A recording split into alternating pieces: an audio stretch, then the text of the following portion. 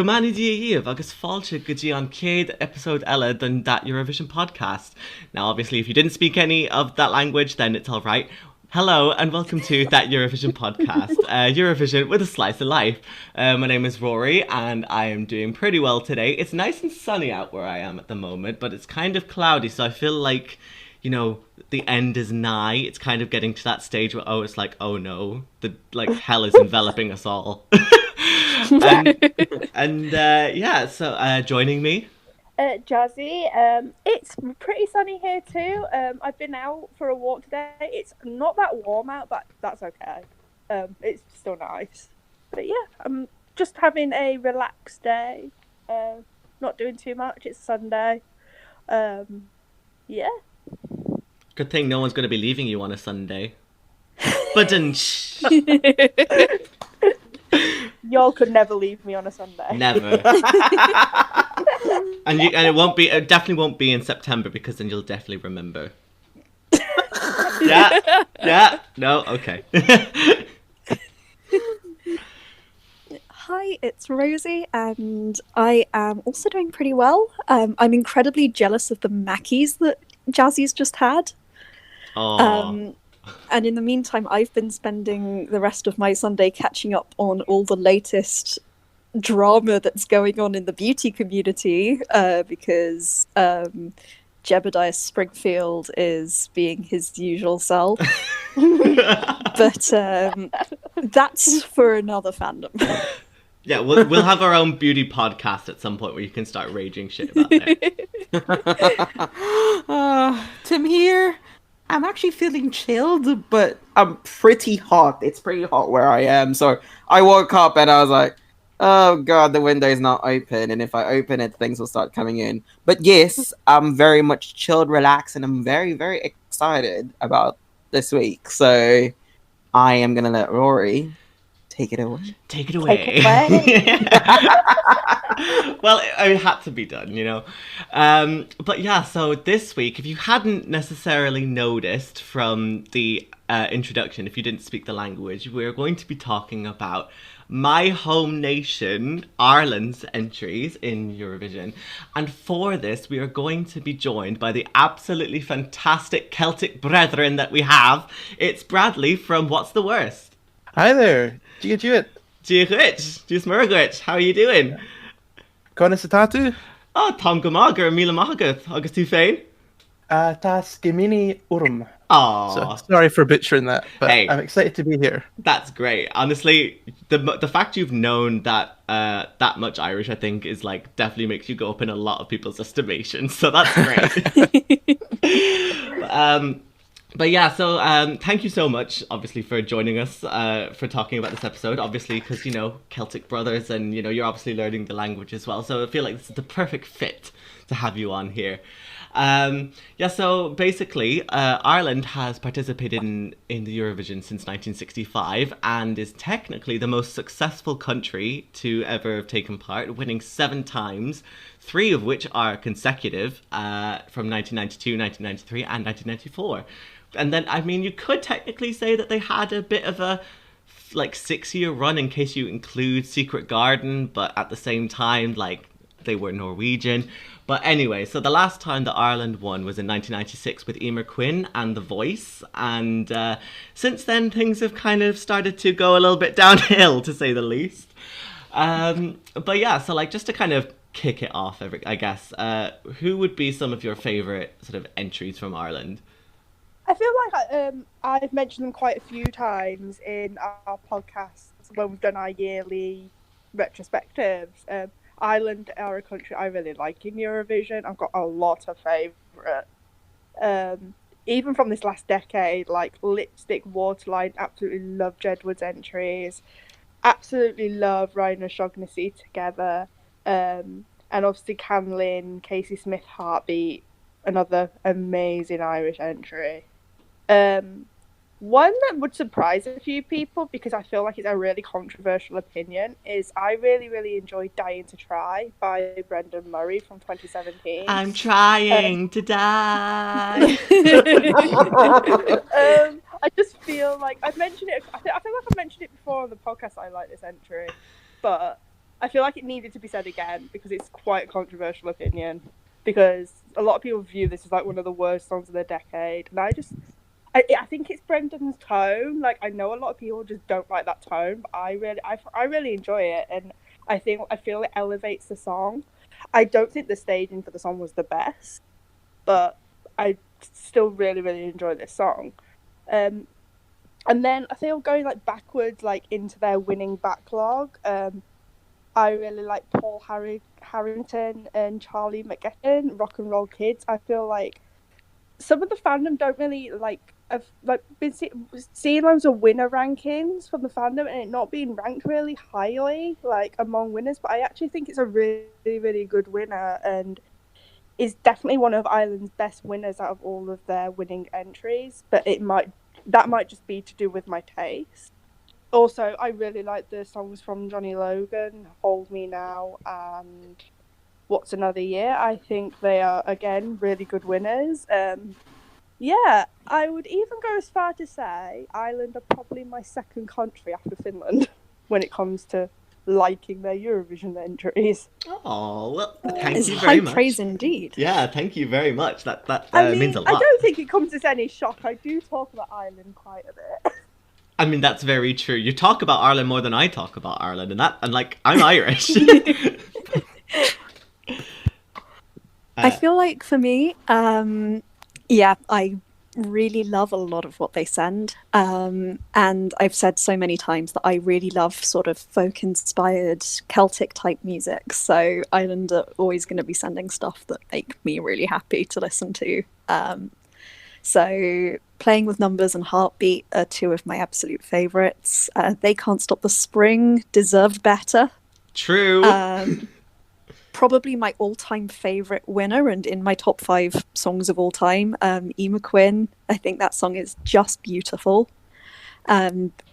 Just hits that sort of really perfect folk, mythical, ethereal aspect for me. And going a little bit further back as well, I have to mention Colm Wilkinson because I'm a theatre nerd and I have to stan. And also going all the way back to 1972, Ceolangra. So the only time that they've actually sung in Irish in the contest. And it's such a beautiful language and I would like to see some more of it at some point. Also, Terminal 3, flights on time. That's me rushing at the airport, trying to make my flight. Mm-hmm. Okay, with me for Ireland, I'm a bit of a sucker for songs that have lyrical depth. So that's, or like meanings on it. So kind of like with Story of My Life with Leslie Roy, which we didn't get to see on stage this year, and I'm still gutted about it. What else is that? Rock and Roll Kids as well. And obviously, Johnny Logan's 2 winning entries. Well, actually, make that 3 if I include Why Me, because I always ask myself, why me? Why did Eurovision get cancelled? But yes, thing is that with Ireland, I sometimes in the beginning I don't like their entries, but then I always end up loving them anyways. I don't know what it is about Ireland, but like sometimes it just creeps in. So kind of like with 2019 and with Sarah, it's a bit of a mixed bag. And now it's just like whenever I go to work or whenever I'm driving with someone, always play it on. It's like, it's actually quite a good radio-friendly bop tune. Shame it came last. Oh, no need to remind us. Just blaming her wisdom teeth yet again. Yeah, this is a Sarah McTurnan wisdom tooth hate podcast right here. Yeah, I absolutely love Ireland at Eurovision. It's the closest thing that I can get to Scotland being at Eurovision, so I've got to stan. Now, I've went through all the entries yesterday, and I've got a list of 10 here that wow. I like. Obviously, you've mentioned quite a few of them: Rock and Roll Kids, The Voice, Playing with Numbers, Heartbeat. Some of the ones you haven't mentioned, though, is I really love the Irish sound of They Can't Stop the Spring from 2007. Oh I yeah. mentioned that one. Oh, did you mention that? I'm sorry. I thought you. Yes, I did, but yes, I do completely agree. I love it. Yeah. It's beautiful. Sorry, I wasn't listening too well there. Clearly. Another one that I don't know why I like it, but I just do is "Mysterious Woman" by Mark Roberts from 1997. Oh my god! Wow. Ooh. Yeah. Don't know if it deserved the second spot, but it's okay. And also a classic, a true Irish classic, is Irlande du Espoir. Oh Yes. my god. Yes. Yes. That entry went over the heads of the whole of Europe and most of Ireland and the UK. Robbed. It was Absolutely robbed. Oh, see, we knew exactly what we were doing that year, and literally, I vividly remember it because I was about 9. I was 9 at the time, and in the national final we had Dana, who won in 1970. We had Maria Sherifovic, and then we also had some other person from Ireland. And literally, Dana said if we sent Dustin the Turkey, we should just withdraw because no one would ever take us seriously. And honestly, after seeing that, I was like, wow, okay, let's see how this goes. Because obviously I heard entries that were big in the press, and 13-year-old me thought it was absolutely iconic. I mean, 25-year-old me thinks it's absolutely iconic. 24-year-old me still thinks the same thing. Oh yeah, I don't know much about Ireland's national finals or if they've ever done it, but I did some research into Eurosong 2008, and it was just a whole mess. Maria from Serbia called Dustin a duck, and he got really offended. Donald Ken, the cook, entered. I don't know if we know who Donald. Donald Donald Skehan. He's like a proper Irish chef. Yeah, he's kind of made it in England now. He entered with a song, and also Mark Roberts, one of my favorite songs from 1997, came back as well. So it was just a whole mess of things, and with Dana saying I'm saying we, Ireland should withdraw if they send the Turkey. It's just, it's such an iconic moment in Irish history, I think. You had the 1916 Risings, and then you had the selection of Dustin the Turkey. Yeah, it's the pinnacle of Irish culture if you think about it. It's all downhill from here.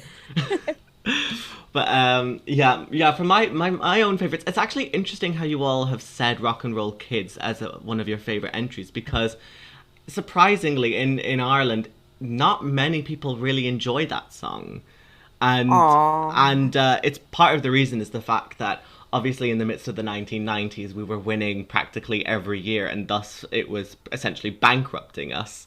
So in 1994 there was almost a sort of conspiracy that Ireland was sending Rock and Roll Kids as a ploy not to win, and then it still won. So literally, it's like having the Midas touch, but you just don't want to have the Midas touch, and it's like, But in terms of some of my Maybe they should have sent My Lovely Horse instead. My lovely, lovely, lovely horse. Oh, tune. The iconic. Why was it written by Graham Linehan? Kill me. I'm just having a look at the point. Rock and Roll Kids is Ireland's most successful winner. Yeah, and we didn't even want it to win. Look how bad that was. It was not a good time. There was an attempt. And then we won again 2 years later. Oh, but in terms of my favorite entries, I have to say 1996 is my all-time favorite. The Voice, I think it captures that Celtic idea, and it actually ties into a lot of history because The Voice, it's actually she talks about hunger and pain, and it's in reference to the Great Famine of 1845 to 1850 when nearly 2 million people either died or emigrated because of a potato blight that happened in Ireland. And it still has a very sort of strong place in a lot of Irish people and a lot of Irish heritage now. So that's why it had like such a strong meaning. And then as well, I have to say 1972 just because that is a complete bop, and I do wish that we had more Irish songs in the adult contest, but it's all right. And then I guess in sort of more recent times, I'm not a big fan of Jedward, I'm afraid to say, and I saw like when I saw them in Dusseldorf, they were great, but at the same time, no. Yeah, I know, controversial opinion, but you know, I didn't like them on X Factor, and the fact that Lucy Jones lost out to Jedward speaks volumes. Oh no, what's even worse is they both went to Eurovision and Jedward still managed to get the higher place. I'm still not over that. Nah. Ridiculous. But yeah, in terms Disgusting. Disgusting. But yeah, I really do like 22 as well. It's one of my it was kind of one of my favorite songs. Yeah, I'm so sad. Me crying inside when I found out that Sarah didn't make it. However, when it comes to my birthday in February, you know what the first song I'm going to play is? Number 22. But yeah, and then as well as that, I also really like 2015. I was actually on the national final in 2015. I was there, served as a guest, and I was able to meet all of the participants backstage. So I got to meet Molly Sterling in the back afterwards. I also got to meet Charlie McGettigan and Paul Harrington and Linda Martin and Niamh Kavanagh. So like they were all lovely, lovely people. But Molly was like so down to earth, and the fact she was only 16 and still made it out to like Austria and like performed so well, I just love that, you know. And it's a shame that people have done her wrong. That ridiculous. It's all right. It's fine. We're making up for it. So I've now just found out today that she's younger than me. That's not okay. But yeah. So it's kind of interesting how so many people have like various types of Irish entries that they like. However, everyone seems to coalesce with Rock and Roll Kids. But I don't know. It's a very interesting idea. But yeah. So basically, obviously, since 2016, Ireland has been doing internal selection on. But before then, Ireland was doing national finals such as Eurosong or A Song for Europe. And yeah, so would you like to see a national final back for Ireland at some point? I think they may need to work on a few things, because it just shows that Eurosong kind of lost its appeal somewhere. It got really lost. I think they just need to improve how they whittle down the songs, and then maybe that would help them with regards to a national final, I think. So if they manage to improve that, then yay. If not having a national selection is also beneficial for them because of the fact that they're able to save the money and then put it towards better staging. So it's kind of a mixed bag, really. At the same time, there's that good appeal and hype and interest in having a national final. But at the same time, it's a competition. You want to do well in the competition when you're there. I feel like there's such a huge wealth of talent amongst the Irish music scene that I feel like it could go either way, and I almost feel like an internal selection for them in recent years has almost been a way of allowing an artist to sort of focus on the contest itself rather than having to prepare for a national selection and then everything else. I mean, they've chosen in the most recent year Leslie Roy, who doesn't even usually live in Ireland but is Irish and grew up there and everything. But imagine how much more pressure it would put on her to be sort of flying back to Ireland to compete in a national final, then back to America, and then back to Rotterdam and all of that. And so I feel like it gives them a bit more of an opportunity to focus on one artist, place their focus on that. And it's really disappointing that it hasn't worked out for them yet. And I feel like it should have done more. Come on, RT, what you playing at? I think as well for Leslie Roy, if she was to have to fly out from New York, with the chance of not actually making it, it's kind of like, what's the point Yeah. of risking it? True. I mean, take note for an example, Ali Ryan. Oh. Because she lives in LA and she went to Germany for all that, and look what happened. Oh. Mm. It's all right. We don't have to we don't need to speak her name again.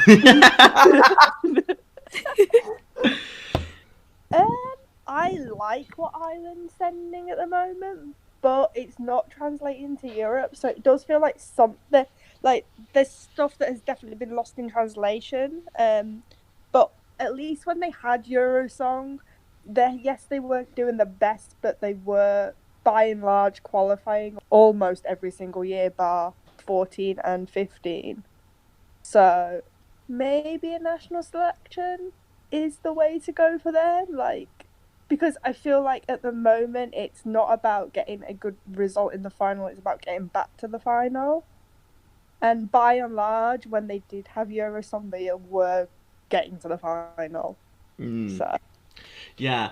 The thing is, I think a lot of the problem with Ireland's national selection, at least since, I don't know, about 2006 or so, it's been hosted as part of a TV show that's already a thing, The Late Late Show, which is a late night talk show here.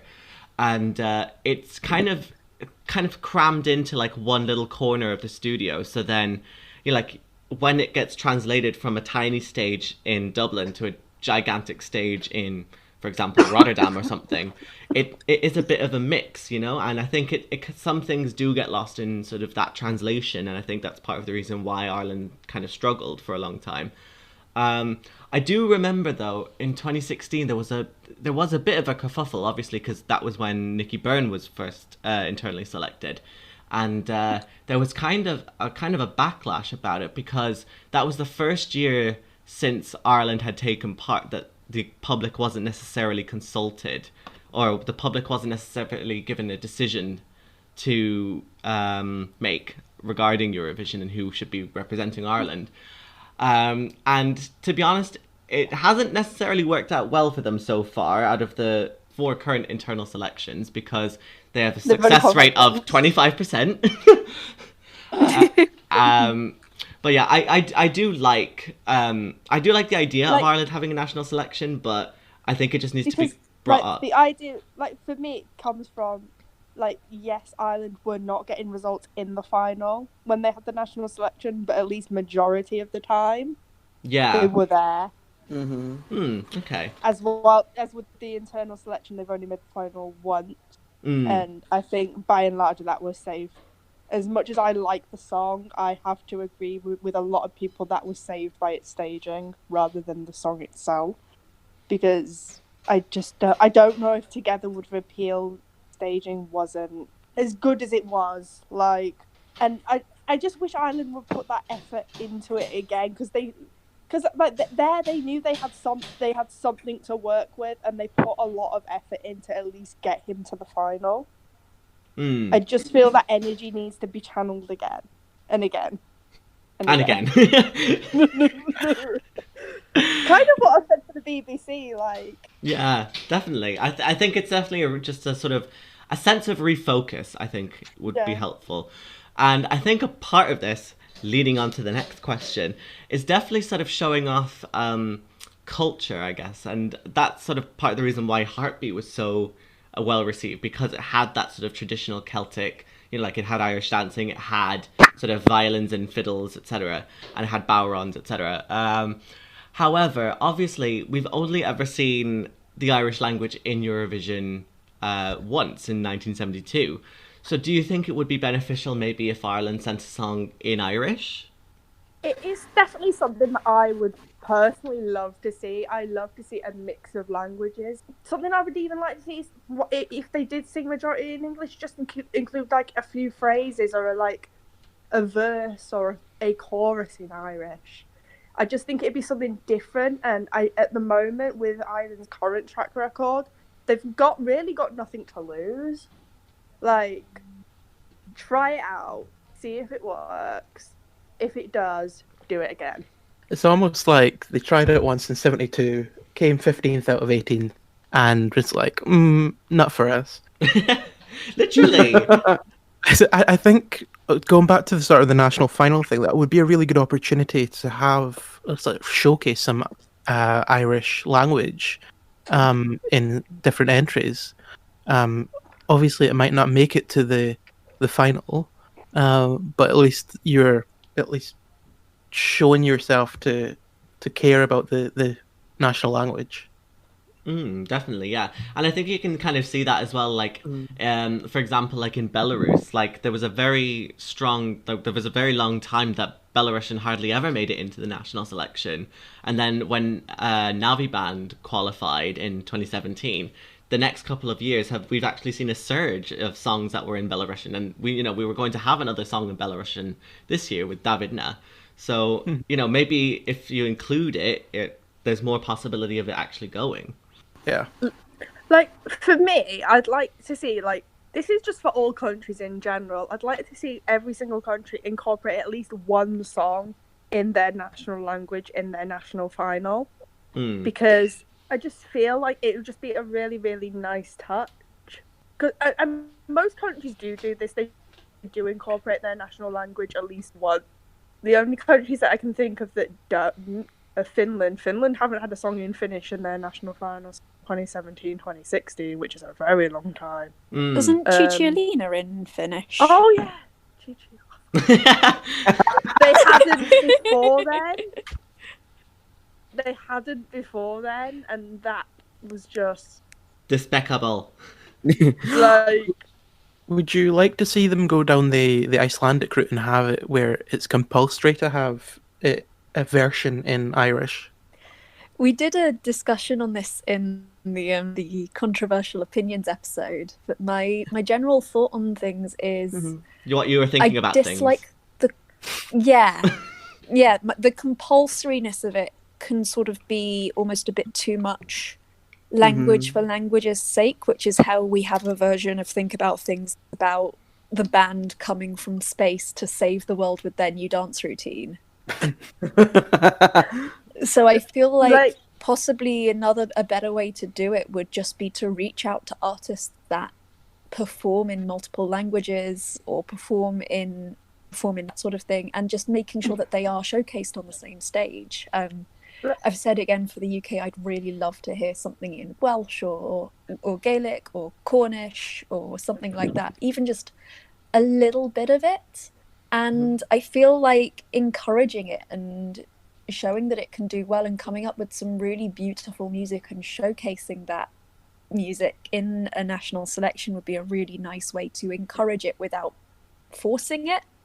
I just prefer it when the artists sing in the language that is most authentic to them in terms of songwriting. Is this where Bradley's going to come in and he's going to write a song for Eurovision that's completely in Scots Gaelic then?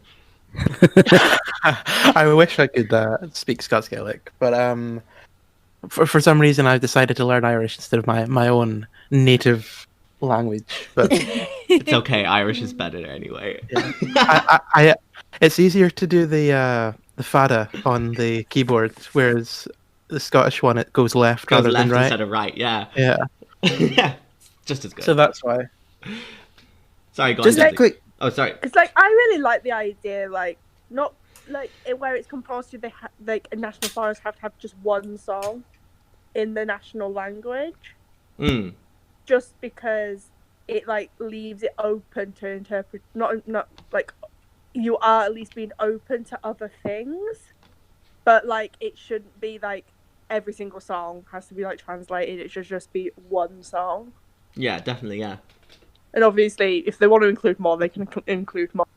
But and definitely not doing an Albania and having them all in the national language and then translating them into English for ESC. Ooh. We don't need that. Because that's really worked out for them. There's a reason why Mal did so well.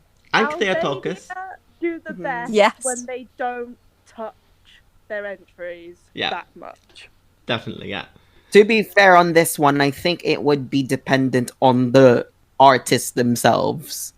So kind of like with what Rosie was saying, use the language where the performer feels comfortable.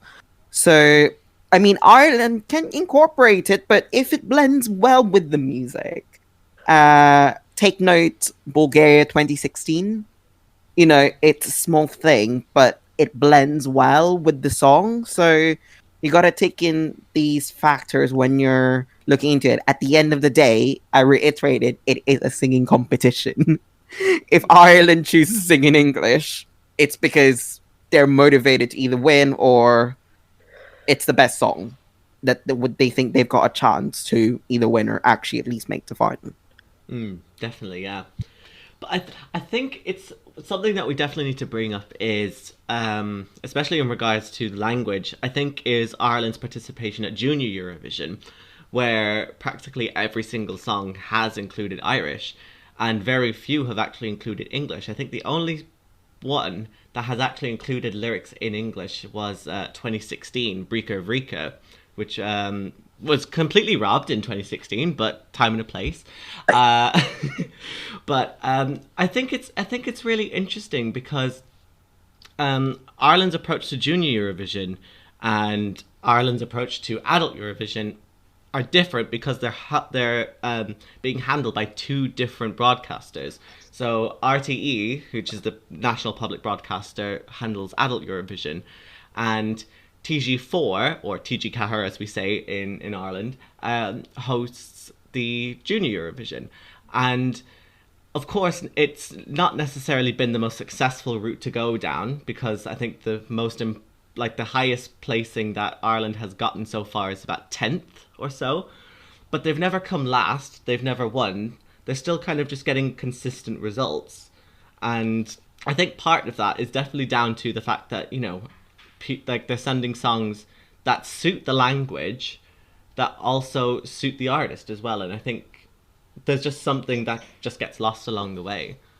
I need to give a shout out particularly to Realtà Namara, their 2015 Junior Eurovision, which also has Latin in it. And as a person who went to a really posh school and learnt Latin, I appreciate that.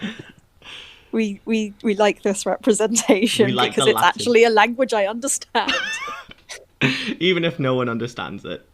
Exactly. Oh dear. But yeah, so kind of sort of looking, I guess, to what Ireland could do in the future. Like, what do you think Ireland or RTE needs to do in order to sort of get them back into consistent qualifications, back into the final? Because obviously we've only seen Ireland in the final 4 times in the past 10 years. So what can RTE do to kind of boost its chances of getting back into the final? Send good songs. That is a shame. Sarah McTurnan is right there. No, just continue to send bops, really. I'm not too sure. If you want to come back to me, I'll come up with something better. Go for it. I just feel like they've got to channel every bit of energy into getting a good result, because I feel like sometimes that I know from a lot of the fandom that a lot of the fandom feels like RTE is a little bit lazy, because in 2018 there seemed to be a very big shift in the approach, and there seemed to be every effort done to get Ryan to the final, and he got there, because I feel like a lot of people in that semi thought Together was dead on arrival because the song just was not up to par with what was within that semi, especially with it being I think it was the last song revealed for 2018. It was close. There's the video of the guy going. Oh yeah. Oh, delightfully. Them oh yeah, because qualifying. Georgia was after the deadline, wasn't it? Yeah, Georgia and Bulgaria came after the deadline, but in terms of Ireland was the last country to qualify from semi-final 1. So it's we just thought, yeah, this probably isn't going to do anything, and then obviously we see the staging, and then they got the hype, they got some hype from the music video, and they just built on that, and I just feel like RTE put every effort and every like ounce that they had into getting a qualification, and it happened. So I just feel like we need to see more of that energy put into the product. Obviously 2019 was not the same. Like, it felt a little flat. Like, there wasn't really anything I could connect with, and it just felt like they'd gone backwards. Because like, I feel like a lot of people felt the same with like Brendan Murray. The staging didn't work for a lot of people. The song didn't work. Although I personally feel like the song could have been elevated had they staged it right. Okay. Yeah. It's just, I feel like staging plays a big part with Ireland, and maybe why they're not getting the results that they should.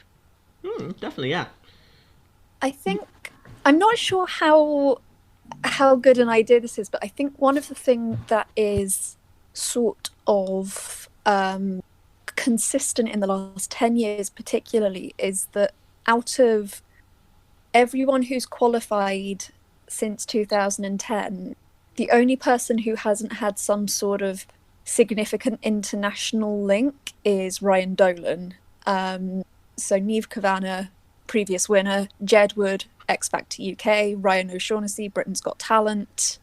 So there's sort of names that are well known, and I think looking towards sort of Irish representation internationally might be a really good way of picking up on that culture that the Irish music scene has. And I feel like it is more pervasive than a lot of people realise it is, and just how many major artists have a sort of Irish background or Irish heritage. I feel like just because I've been listening to her music a lot lately and I've completely fallen in love with it, my big suggestion, and I know it comes up like all the time, is Janet Devlin. Who is another former X Factor UK contestant and has the most beautiful, ethereal sort of voice, and has also sung regularly in English and in Irish. And so she would be my sort of suggestion as the sort of person to look for, someone who already has a little bit of international recognition and just needs to go a little bit further. I think that would be a really interesting way for them to try and push for some better results. As well as that, just focus more on the staging as well. Put some more effort into that, because we can really see when the staging has worked again by when they've qualified. And I am so sad I never got to see what the stage would have looked like for Story of My Life this year, because I really hope it would have been good. I think they sent either Leslie Roy or the directing sort of group called This Is Pop Baby. I think they actually had uploaded a video of what the background of the performance would have been like, so you'd had an idea. I think there was a lot of pinks and golds in it, so yes, it was like exactly what we need in this like queer winning representation. Love it. I think for me, looking at it and looking at what they've done for the past 10 years, it's been a bit of a mixed bag, but I really liked their recent efforts with the internal selections, because it's not like those songs are bad. I think it was more towards their approach with making it known. So if you're not going to have a national final, then at least use some of the funds to promote the entry if you can. Other than that, I think the other thing would be to take more chances where possible. With kind of like with what Jazzy sings, like, you know, with your qualification record, what have you got to lose? But I will say this though, please give Leslie Roy her chance in 2021. Please. Please. We need her back. Please. RT, if you're listening, please do. Send her. I think RTE are in the sort of same position as the BBC, and they're just sort of stuck in the same rut of playing it safe. I think if Ireland want to do well, they need to kind of just step outside the box a little bit. You know, show a bit more of your culture. Try a song in Irish. Just don't be afraid to try something new. Because, like Jazzy says and Tim says, what have you got to lose? They literally came dead last. Unfortunately. Last contest. It doesn't get worse than that. So they've got nothing to lose. Yeah, exactly. I think as well, I know this is kind of a regular motif that we keep coming back to on this podcast, but I do think authenticity is really important, and a lot of the time with the past few entrants, they haven't actually been, they actually haven't had a lot of input in their own songs. So for example, Sarah McTurnan, her song wasn't written by her, it was just given to her, and she said that she would have done something different with the song, but she had to deal with what she had. Again, 2017, Brendan Murray, he had nothing to do with the writing of the song. 2013, nothing to do with the song. 2011, nothing to do with the song. So I do think a lot of the problems with Ireland is definitely that people just expect that, oh, we'll just get a pre-produced song and we'll just get someone to sing on top of it. That's really not the case, and I think that's part of the reason why everyone has grown to like Story of My Life so much, because it's personal and it's authentic to Leslie and the style of song and genre of her music that she would usually be known for. So I think carrying on with that sense of, do what's right for the artist and then the song will come after. I think that's a really big thing to do. I would love to have a song in Irish, just because, the last time we sent a song in Irish in the adult contest was, nearly 48 years ago. So that in itself shows that, something different would be fantastic. And it would definitely get people talking, and it would almost sort of bring almost like a resurgence of the Irish language, both internationally and domestically, because unfortunately the Irish language is continuing to sort of die out, and it's only in certain areas of the country that you can actually speak it and people can actually understand you and have everyday conversation. So I think having that promotion of the Irish language on an international level, I think that would do wonders. And then as well, I just think definitely helping with the staging a little bit, because I still have no idea how a song like 22 translated into a diner scene. Like what was that? But yeah, so definitely some better ideas to do with the staging I think would be fantastic. But whether or not RT does it, because we know that RT likes to keep its purse strings quite tightly wrapped, whether or not it happens, we'll have to wait and see. But hopefully someone in RTE is listening to this and, will pick Leslie Roy for next year, because she's one of the most lovely, personable people to have ever graced the Eurovision bubble.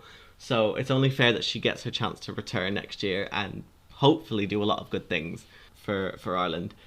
It's been spoken into existence. It has to happen. Yeah, we're planting the seeds. We're planting. She's already recording songs in Nashville for her win and bring Ireland their 8th win. Yeah. And Gold is an absolute banger, so we know that she can consistently produce fantastic music. This is the Leslie Roy Stan podcast. Leslie, if you're listening, please come join us if you want to. We're more than welcome to have you. Yeah. Well, she liked our podcast before. It's only fair. She knows us. She knows who we are. Oh dear. But yeah. So kind of, do we have any sort of final points on Ireland? Other than to send Leslie Roy in 2021, no. But please keep doing what you're doing. We love you. Send a song in Irish. Definitely. Send a song in Irish, change it up a little bit, and send Leslie Roy in 2021. Please start caring about your staging, because your songs are generally quite good. I've never felt so much love for my own country. That's not that. I'm not being even patriotic. Everyone else is just loving the country for me. It's great. I love this. But, the other thing as well, more violins. Oh yeah, more. And the harp. Oh. More Celtic vibes. Okay, yeah, definitely. We need to. Like, the closest I got this year was Piga Och Drang in Melfest, so I need some more of that in me. Well, okay, I'll show this to the Director General of RTE, and I'll do my best, but making no promises. But yeah, so yeah, that kind of takes us to the end of this episode of That Eurovision podcast. I'd really love to thank Rosie, Jazzy, and Tim for coming along, and thank you so much to Bradley as well for coming on and just talking about Ireland. And we've really enjoyed having you on.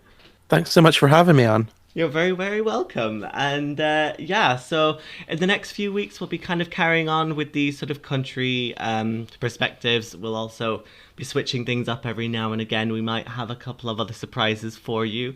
And yeah, in the meantime, please do continue to follow us on all of our social media. We're on Facebook, Instagram, and Twitter at That Euro Podcast. We're also on Spotify and Apple Podcasts as well. So, make sure you follow us there so you always get notified for whenever a new episode comes out. And yeah, so, okay, so the Irish word for goodbye is slán. So shall we all say slán? Slán! Slán!